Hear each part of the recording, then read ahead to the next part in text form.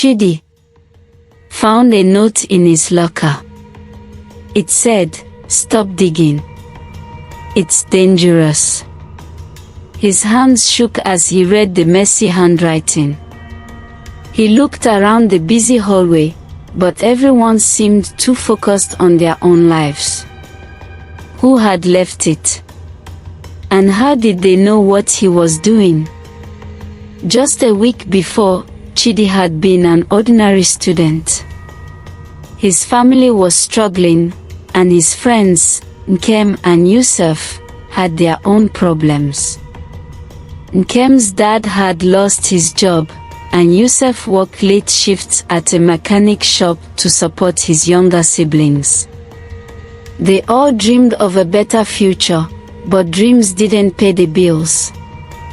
One afternoon, Chidi overheard Mrs. Williams, the school counselor, on the phone. "Yes, the scholarship fund is still there. I know it hasn't been used in years, but it's real. The board just doesn't advertise it." Chidi's heart raced. A hidden scholarship could change his life. But Mrs. Williams added, "If someone finds out, there'll be chaos." Chidi crouched behind a bookshelf, his pulse pounding. Should he share this secret with his friends or keep it to himself? For days, Chidi felt torn. His friends noticed. "Are you okay?" Nkem asked. Chidi forced a smile and said he was fine. But inside, he felt trapped. He wanted to help them but feared losing the chance to escape poverty himself. He started digging for more information. He found old files in the library. The scholarship had been set up by a wealthy donor for poor students. But over time, it was hidden away. The last student who tried to apply had mysteriously left the school. There were no records of where they went. Then, the note showed up in his locker. Chidi couldn't shake the feeling that he was being watched. He started spending more time alone in the library. One day, Mr. Ade, their teacher, sat next to him. "You're not the first to look for the scholarship," he said. "But be careful. People who get too close to the truth often end up in trouble." Chidi couldn't sleep that night. His small room felt even smaller, the walls pressing in. The note in his locker kept replaying in his mind. Who could have left it? And what did they mean by dangerous? His instincts told him to let it go, but his gut also whispered that this was his only shot at a better life. The next morning at school, everything felt off. He noticed whispers, side glances. Or maybe it was just his nerves. Nkem and Yusuf walked up to him in the hallway, their faces a mix of worry and curiosity. "Are you sure you're okay?" Nkem asked. "You've been acting strange." Chidi wanted to tell them everything. He almost did. But then he remembered Mr. Ade's warning, people who get too close to the truth often end up in trouble. He forced a smile. Just stressed about exams. They didn't look convinced, but they let it go. After school, Chidi went back to the library. He moved quietly between the shelves, looking for more clues.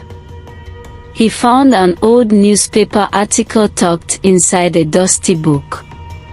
It was about a student from years ago, Michael, top of his class, same as Chidi. The article said Michael had won a scholarship, but then he disappeared. No graduation photos, no goodbye. It was like he never existed.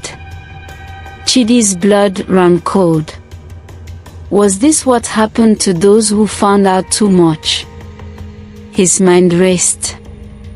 Was Michael's story a warning? Was he next?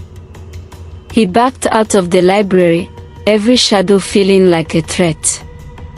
As he reached the door, he heard soft footsteps behind him. He didn't look back. He just ran. Over the next few days, things got worse. His textbooks went missing.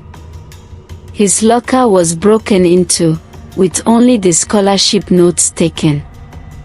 One evening, he noticed a black car parked outside his building, the silhouette of someone watching him. His phone rang late at night, silent calls with nothing but breathing on the other end. One afternoon, Nkem cornered him by the school gate. "Chidi, talk to me. We are worried about you." Behind her, Yusuf nodded. His eyes, usually tired, were sharp with concern. "If something's wrong, you need to tell us." Chidi hesitated. The weight of the secret pressed down on him. But he couldn't carry it alone anymore. He led them to a quiet spot under a tree. "There's a hidden scholarship. It's real, but it's dangerous. I think someone doesn't want me to find it." Nkem's eyes widened. Yusuf let out a low whistle. "Man, why didn't you say something sooner?" "I was scared," Chidi admitted. "And I didn't want you to get hurt." Nkem grabbed his hand.